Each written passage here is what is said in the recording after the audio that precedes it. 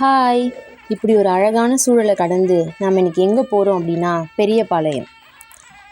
நீர்நிலைக்கு அருகாமையில் அமைந்திருக்கக்கூடிய பரந்தாமனின் சகோதரியாக, பரமனின் பத்தினியாக, பாளையத்தின் நாயகியாக விளங்கக்கூடிய பெரியபாளையம் பவானியம்மன் திருக்கோயில் பற்றி தான் நம்ம இந்த பதிவில் பார்க்க போகிறோம். பாளையம் அப்படின்னா படை வீடு அப்படின்னு அர்த்தம்.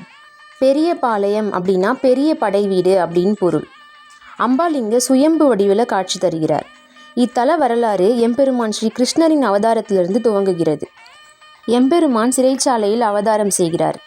அப்பொழுது ஒரு அசரீரி ஒலிக்கிறது. இந்த குழந்தை கொல்லும் என்று அசரீரி ஒலித்த நாள் முதல் பிறக்கும் 8வது குழந்தை வரையும் கம்சன் கொன்று விடுவானே என்ற பயத்தில் வசுதேவர் அஞ்சியிருக்கிறார். அப்போது மீண்டும் ஒரு அசரீரி ஒலிக்கிறது. வசுதேவரே, வருத்தப்பட வேண்டாம். இந்த குழந்தையை கொண்டு போய் ஆயர்பாடி கோகுலத்திலே யசோதைக்கு மாயை மகளாக வந்து பிறந்திருக்கிறார். அங்கே கொண்டு போய் ஆண் குழந்தையை வைத்துவிட்டு பெண் குழந்தையை கொண்டு வாருங்கள் என்று அசரீரி ஒலித்து மறைகிறது. அந்த அசரீரியை கேட்டு குழந்தையை ஒரு கூடையில் வைத்து தலையில் சுமந்து கொண்டு போகிறார். சிறை கதவுகள் தானே திறந்து வழிவிடுகின்றன. இன்னும் சிறிது நேரத்தில் மழை பெய்ய தொடங்கிவிடும். மழையில் பகவான் நினைந்துவிடக் கூடாது என 5 தலை நாகம் குடைபிடித்து பின்னே செல்கிறது. இப்படி அண்ட சராசரங்களும் கட்டுப்பட ஆயர்பாடியை வந்து அடைகிறார் பகவான் கிருஷ்ணர். அங்கே மாயை ரூபமாக ஒரு பெண் குழந்தை அவதாரம் செய்திருக்கிறது. அந்த பெண் குழந்தையை எடுத்துக்கொண்டு ஆண் குழந்தையை வைத்துவிட்டு வருகிறார். குழந்தையை கொண்டு வந்து இங்கே வைத்து விட்டார் வசுதேவர்.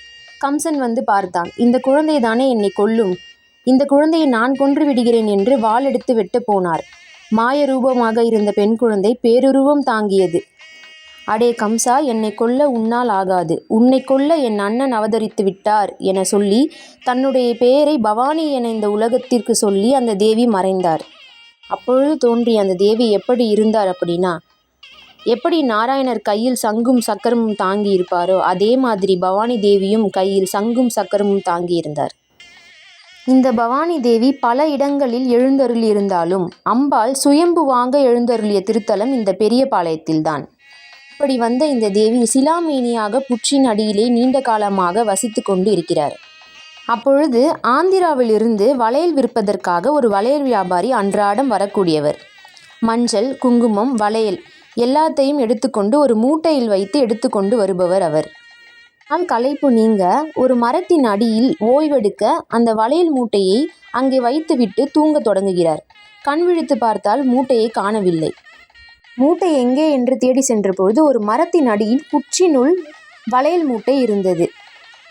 அதை கைவிட்டு எடுக்க முயன்ற பொழுதும் அதை எடுக்க முடியவில்லை.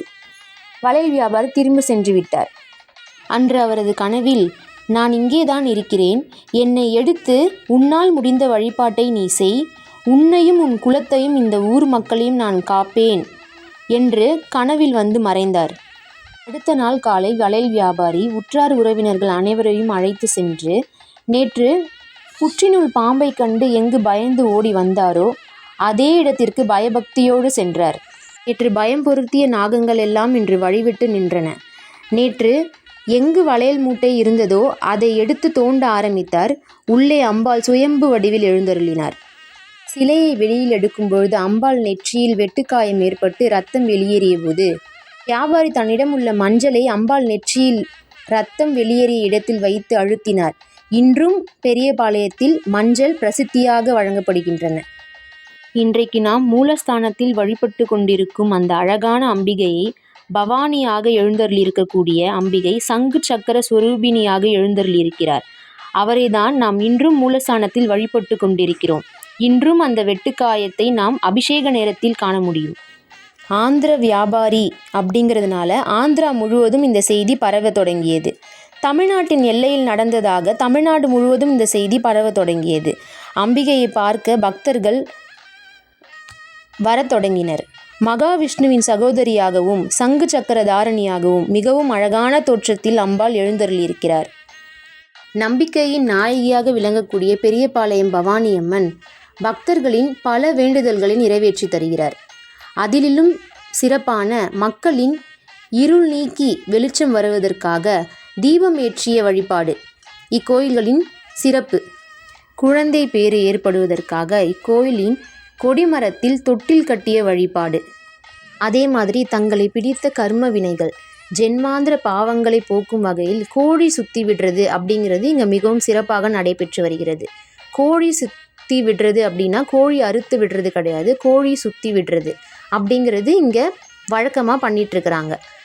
அதே மாதிரி மக்கள் அங்கத்தினால் ஏற்படக்கூடிய தீவினைகளை நீக்கிக் கொள்வதற்காக வேப்பிலையை தங்களுடைய உடம்புல சாத்திக்கிட்டு கோவிலை வலம் வராங்க. இது ஒரு வகையான நேர்த்தி கடனாக செய்யப்படுறாங்க.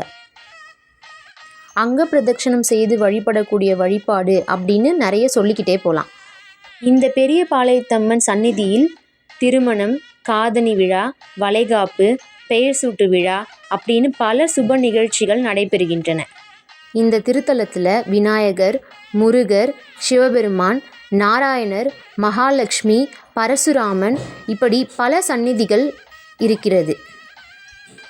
இத்திருத்தலத்தின் இன்னொரு சிறப்பு, என்னை காண வரும் அனைத்து பக்தர்களும் வயிறார சாப்பிடணும் அப்படின்னு தினமும் அன்னதானம் இத்திருத்தலத்தின் மிகவும் சிறப்பு வாய்ந்த ஒன்றாக திகழ்கிறது. தினமும் ஆயிரக்கணக்கான பக்த கோடிகள் வந்து வயிறார சாப்பிட்டுட்டு இந்த அம்மனை கண் குளிர தரிசனம் பண்ணிட்டு போகிறாங்க. நீங்களும் வாய்ப்பு கிடைக்கும் பொழுது வந்து இந்த அம்மனை நல்ல தரிசனம் பண்ணிட்டு வயிறார சாப்பிட்டுட்டு நம்ம தாய் வீட்டுக்கு வந்து போகிற மாதிரி இந்த கோவிலுக்கு வந்து தரிசனம் பண்ணிட்டு போகலாம். இந்த கோவிலின் விசேஷ நாட்கள் அப்படின்னு பார்த்திங்கன்னா செவ்வாய், வெள்ளி, ஆடி மாதம், பௌர்ணமி, அமாவாசை நாட்களில் மக்கள் கூட்டம் பெருக்கெடுத்து காணப்படுகின்றன. அம்பாள் இந்த இயற்கையின் அழகில், நீர்நிலைக்கு அருகாமையில், அழகான சுற்றுச்சூழலில் அமைதியாக காட்சி தருகிறார். வாய்ப்பு கிடைக்கும் பொழுது நீங்களும் வந்து இந்த பெரியபாளையம் திருக்கோவிலை தரிசனம் பண்ணிட்டு போங்க. பிடிச்சிருந்ததுன்னா லைக் பண்ணுங்கள், கமெண்ட் பண்ணுங்கள், ஷேர் பண்ணுங்கள், மறக்காமல் சப்ஸ்கிரைப் பண்ணிடுங்க. நன்றி, வணக்கம்.